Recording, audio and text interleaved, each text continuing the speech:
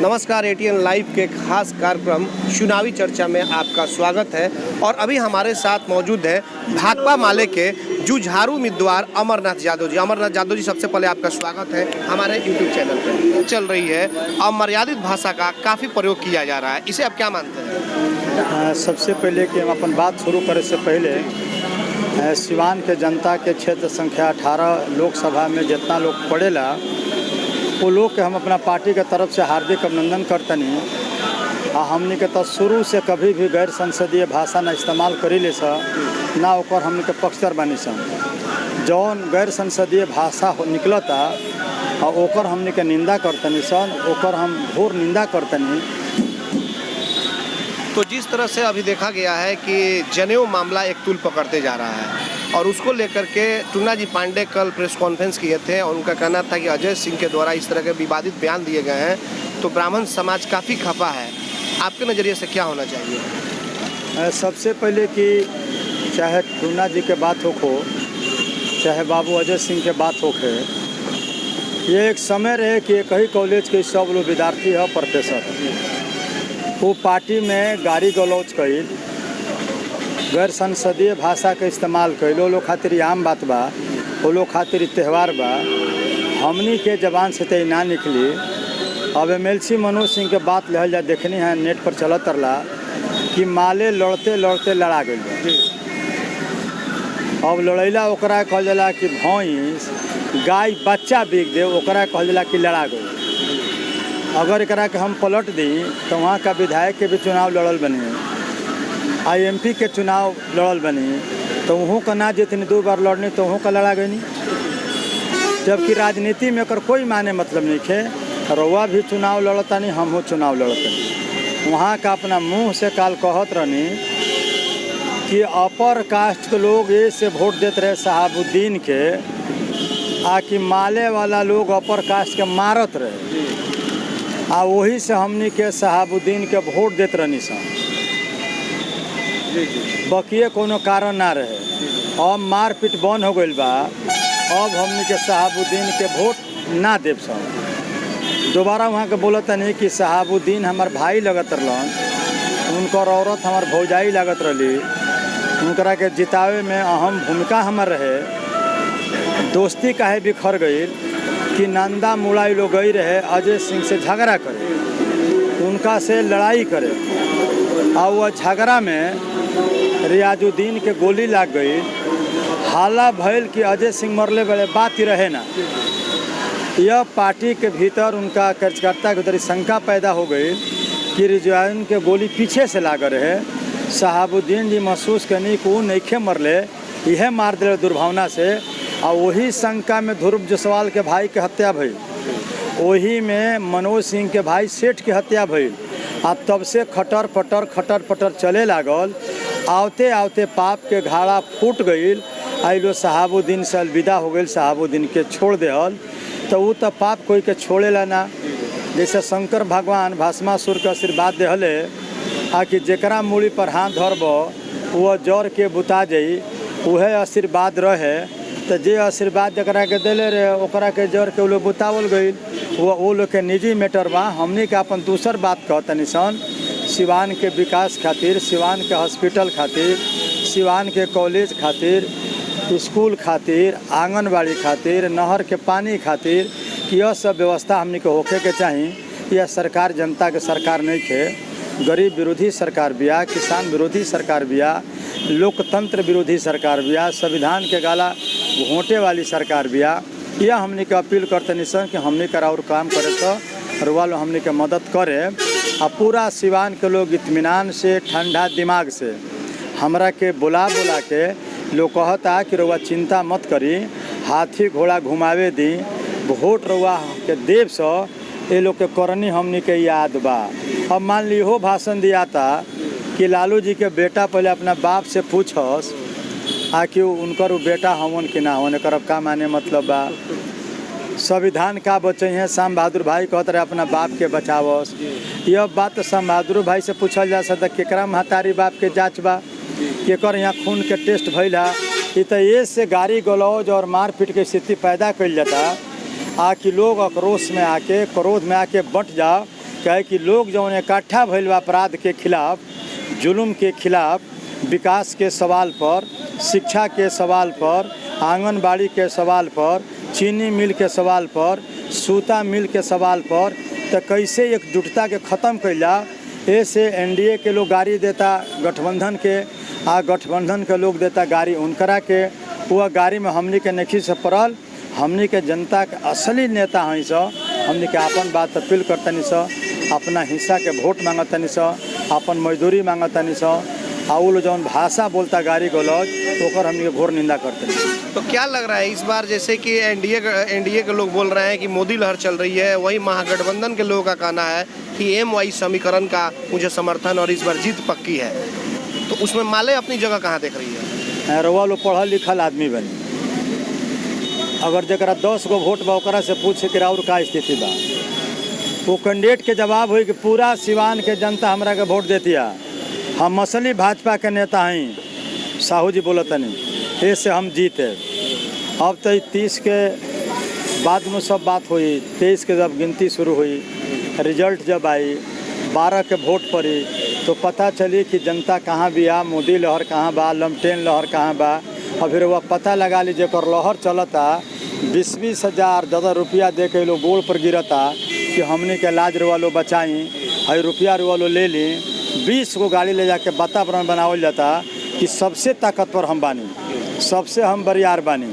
राजनीतिक लड़ाई में, सिद्धांत के लड़ाई में हम ये लोग को हरा देले बनी कि जे कभी गांव में ना जात रहे, जे कभी गरीब के टोला में ना जात रहे, जे कभी गोड़ छू के प्रणाम ना करत रहे, तो ई लड़ाई में वो लोग हम हरा दिले बनी कि अब वो लोग गली गली में जाता, गोड़ छू के प्रणाम करता।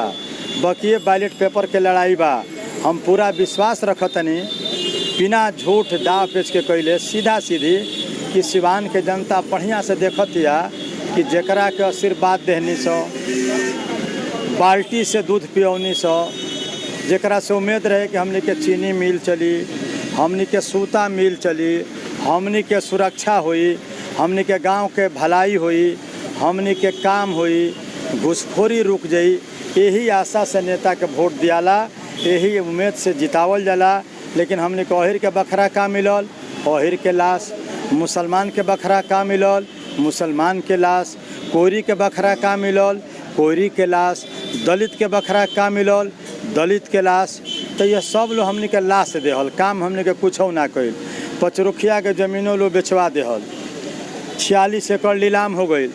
ऐसे लोग के मन पाकल बा, आ लोग सोचता कि अगर एने ओने गबड़ौनी से जाति पाति के मामला में तो फिर वह हाल हुई, फिर चिट्ठी लिखाई, फिर व्यापारी से 20 लाख मंगाई, फिर 30 लाख रुपया मंगाई। इनके द्वारा ये सब किया जाएगा? ये तो वह लोग बा जे भेष बदल के आयल बा। कौन लोग है बताइए? अब मैं नोम का वो घड़ी आरजेडी 1 नंबर पर रहे, आ 2 नंबर पर जदयू और भाजपा रहे। अब ये देखने आने लड़का के राहुल जी के परिवार के लोग बयान देता कि हमारा लड़का के केस में वहाँ के स्थानीय विधायक, माननीय विधायक दबाव डालता नहीं श्याम बहादुर जी कि तू लोग केस उठा लो, जेकर बाप मरल ओके 13 साल पहले, और ओकर बेटा मरे 12 साल पहले, और वहाँ के विधायक कहता कि बंटी पर से केस उठा लो, ये लोग नइखे मरले, तेकरा से पता नइखे चलो जे का होता। जदयू के जे कैंडिडेट के जो पति बानी अजय बाबू, रिटायर पारस भाई के बेटा के घर पर चढ़ के आ दिन में गोली मार के राइफल ना छिनाइल, के सिवान के नहीं खे जानत, बंटी बाबू नहीं खे जानत कि सिवान तरा इमाम में रहे। और भेष बदल के आ सुरमा लगा के रोला से राम राम भजना पराया माल अपना। माननीय विक्रम कुंवर जी राजपुर के मैदान में कान धऽ के उठले बैठले, कहले कि अब पार्टी ना बदले, हम क्रिया खातनी। आज फिर पार्टी बदल के लमटेन में आ गई, बड़े क्रिया खैले कि ना पूरा सिवान के लोग देखल। अब यह दुर्भाग्य बा कि क्रियो खा के अब वोट मिल जाता, अगर राजनीतिक चेतना बढ़ जाई तो मुखिया के जमानत जब्त हो जाई, विधायक के तो बातें छोड़ दी। अच्छा विधायक जी, अब क्या लग रहा है कि ओम प्रकाश यादव जी का जो टिकट कटा है उसका बेनिफिट किसको मिलने जा रहा है? क्योंकि आरजेडी पूरी तरह से आश्वस्त है कि अब यादव का जो वोट है वो हमारे तरफ आ रहा है, और आप उसी बिरादरी से आते हैं, चुनाव भी लड़ रहे हैं, तो क्या लग रहा है वो वोट कहाँ जाएगा? असल बा बंटी बाबू के हमनी के हमेशा जनता पर विश्वास रखिले से। अब यह व्यक्तिगत अधिकार बा जो ओम प्रकाश जी केकरा के मदद करब, केकरा के मदद ना करे। हमनी के जो उनकर बयान सुनत तनी सा कि ओम प्रकाश जी भाजपा के भी सदस्य बानी, वर्तमान में अभी वहाँ का MP बानी, जौन समझौता भइल बा वो पार्टी के वहाँ के मदद करे सिद्धांती तौर पर। बीच में कोनो दाव पेच लागी हमनी के ना पता बा ना हमनी के एकर जानकारी बा। अब RJD के लोग कहत होई तो कहत रहो, जवना यह बिहार हो कि लालू जी जकरा के कह देस उहे विधायक बन जाओ, और वह बिहार है वैसन समय आयल कि विपक्ष में बैठे तक माननीय लालू जी के पार्टी के पावर ना मिलल। मात्र 22 गो MLA पर वह सबमिट के रह गई। कोई जाति कोई के एग्रीमेंट में नहीं खे बसल कि हम कह देम कि पूरा जादू लोग वोट हिना के दे दे, ये असंभव बा। कोई मुसलमान लोग कह दे कि 90% वोट हिना के मिले, इहो असंभव बा। कोई कुशवाहा लोग कह दे कि हम कुशवाहा के ठिका ले ले बनी, हम जहाँ कहतन वहाँ वोट दिया जाओ, तो नरदेव भगत जीत गई रहती। अगर 90% वोट अगर जादव लोग दिले रही तो माननीय मंत्री अवध बिहारी जी जीत गई रहती। अगर 90% वोट छपरा के पटना के जादव लोग दिले रही सताइस लालू जी के बड़ बेटी पटना के पाटलिपुत्र सीट वहाँ के ना हरती। अभी रउआ आपन बुझतानी, हम रउआ के बुझी या चाहे ना बुझी, हम जनता के अदालत में जातनी। लोग हमरा से कहता, हमारा विश्वास बा, हम तो जाति पाति के बात बतियाई लेना, हम तो गरीब के लड़ाई लड़ी ले ओकरा हक खातिर हिंसा खातिर, किसान के लड़ाई लड़ी ले ओकरा हक और हिंसा खातिर, आंगनबाड़ी खातिर लड़ी ले ओकरा हक और हिंसा खातिर, आशा खातिर लड़ी ले हक और हिंसा खातिर। 25,000 कर्मचारी लोग जहाज वाला हड़ताल कैले बा, ओकरा हम पक्ष में बानी कि बेरोजगारी बा, भुखमरी बा, ओकरा मिले के चाहिए। हम लड़ी ले शिक्षा मित्र के पैसा बढ़े के चाहिए, पढ़ाई में सुधार होके के चाहिए, ज़्यादा सरकारी कॉलेज हमने के यहाँ खुले के चाहिए। हम तो ये बात कहतनी, हम तो नहीं कहत कि सब जादो हमरा के वोट दी हैं, सब मुसलमान हमरा के वोट दिए। हम आपन काम जनता के बतावतनी, जेकरा हमरा काम से संतुष्टि हुई, जे हमरा ईमानदारी पर विश्वास करी कि बिना दाव पेच के, बिना झूठ बोलले, बिना लबरई बोलले लोग हमरा के ओहो घड़ी वोट दिले रहे। आ अब की भी लोग कहता कि हमने के सबकरा के देखले बनी सो, हमने के गांव आए तक रोड ना बनल, 24 घंटा बिजली ना आई, हमने के समस्या हल ना भइल, अब पानियों किन के पिए के पड़ी, तो इस सरकार से हमने के का फायदा बा। अब की वोट हमने के रउआ के देव सन कि रउआ एगो सच्चा सिपाही बनी, एक डणार पर रउआ रहल बनी। लालू जी के ऑफर आयल तबो रउआ नहीं गई, हमनी के सिवान के रउआ इज्जत रखले बनी। किस तरह का ऑफर आया था? कोई लालू जी के पहले ही अरे 95 में कि हमारा पार्टी में आ जाए। 22 साल बाद मोहम्मद शहाबुद्दीन के फ़ोन आई रहे पिछला विधानसभा के चुनाव में कि अमर जादव रउआ हमारा पार्टी में आई, हमार पार्टी ज्वाइन कली, हम रउआ के रघुनाथपुर से विधायक बना दे। हम ओकरा के रिफ्यूज कनी कि हम रउआ पार्टी में ना जाए, रउआ अपन पार्टी छोड़ते नहीं खी, तो रउआ बानी जेल में तो नहीं खी छोड़त, आ हम तो बहरी बानी तो काहे छोड़े। हम अपने पार्टी में हारे, अपने पार्टी में जिए, अपने पार्टी में मरे, हम रउआ पार्टी में ना जाए। तब हार पाँच के हरिशंकर यादव के टिकट दियाई, वहाँ का विधायक बानी। तो हमरा त्याग से, हमरा ईमानदारी से, हमरा डणार से कि कोई भी अपराध के ताकत के सामने हम माले के सिपाही बनी, ना हम हाथ जोड़ले बनी, ना हम गोड़ पर गिरल बनी। हम जनता के संघर्ष में सदा बहार के तरह से हम खड़ा रहिले। देख ली को बॉडीगार्ड ले बनी, हम खालिए घूम के वोट मांगतनी। आ जनता जरा साथे बिया पेशाबो करे में राइफल के खड़ा रहे, कुछ हो मत जाओ, कुछ हो हमरा से ना हो जाओ। ये लोग गांधी जी के चेला हो, भगवान के लोग भक्त हो, तो 5 गो राइफल के कौन काम बा। जरा साथे जनता के बहुमत बा, तो जनता के बीच में रहल जाओ, जनता हमरा के सुरक्षा दी, जनता हमरा के जिंदा करी। हमरा से तो एक थाना रहल बा, आ गोली चलल बा तो सिपाही राइफल भी के भाग गइल बा, वो गरीबे के बेटा लड़ल बा। तो हम तो जनता पर विश्वास रखिले। आ जरा जनता पर विश्वास नहीं खे, देखो तनी नो पेशाब करे नेताजी बैठो तनी तो 2 गो राइफल लेके खड़ा बा सिपाही के, कहीं गोली मत लग जा, वो लोग जनता के भलाई कर दी। तो इस बार यह माना जाए कि अमरनाथ यादव की जीत पक्की है? हवा में खचा के कहाँ सवाल बा, ऊपर से तनी छोड़ दहल जाओ, आ अपना CID से जनता में छोड़ दहल जाओ। आप पता लगा ल कि जनता के दिमाग का बा, जनता का कहती है। सिवान के व्यापारी लोग का कहता, अपना ही देश में डर से कलेजा कांपता कि जहाँ ये लोग जीतल आ कि फिर मुसीबत के पहाड़ टूटल, माले रही चंदा मंगाई तो 10 रुपया से काम चल जाई, 100 रुपया से कम चल जाई। ये तो बड़का कोकाच वाला लोग हो, रुपये देवे के ऊपर या भेंटो ना हुई। आ बेचारा अमर यादव तो ऐसा आदमी बा, रोड पर, चौराहे पर, चाह के दुकान पर कहीं भेटा जाई, प्रणाम पाती हो जाई, चाह पी लल जाई, जबे बुलावल जाई तबे बेचारा आ जाई। तो एकरा से बढ़िया बा के ये सब की मालिए के जितावल जाई। देखल बा सब लोग के, पूरा लोग मन मनौले बा। ऊपर है बदरी रउआ गरजे दी, 20 गो गाड़ी ना ले जाए दी, अपने से फूल के माला कीन लेता लो, 4 गो नेता के भेज देता लो, आ उहे मालवा 10 आदमी पहिरावत रहे, आ ताली बाजता जिंदाबाद जिंदाबाद। अगर ये लोग माला गाड़ी में कीन के ना ले जाओ तो गांव के आदमी एगो तुलसियों के पतई के माला ना पहिरे हैं, तुलसी के पत्ती के माला ना पहिरी। मालवा देख हे तनी डाल दो, हे तनी डाल दो।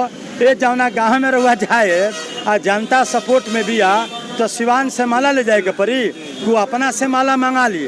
आ तो तन तू डाला हो, ए दीदी तन टेप डाल दिए, अरे मालवा डाल दे हमारी इज्जत बच जा। ये तो धंधा होता, हम ही काम ना करीले। हमरा के जनता ओरिजिनल माला पहिरौले लोग बा, हमरा को तहे दिल से अपन नेता मानेला, इससे हमरा के जनता जिताई। चलिए बहुत बहुत धन्यवाद। ये थे अमरनाथ यादव जी। हालांकि आपने देखा बहुत सारी बात इन्होंने कह दिया, जो 12 मई को जो चुनाव है सिवान में, वो सिवान की जनता का मत क्या होगा, ईवीएम मशीन में जो फैसले होंगे वो किनके पक्ष में होगा, यह तो अब आने वाला वक्त ही बताएगा। और हमारे चैनल यूट्यूब पे सब्सक्राइब करने के लिए ATN लाइव को लाइक करें।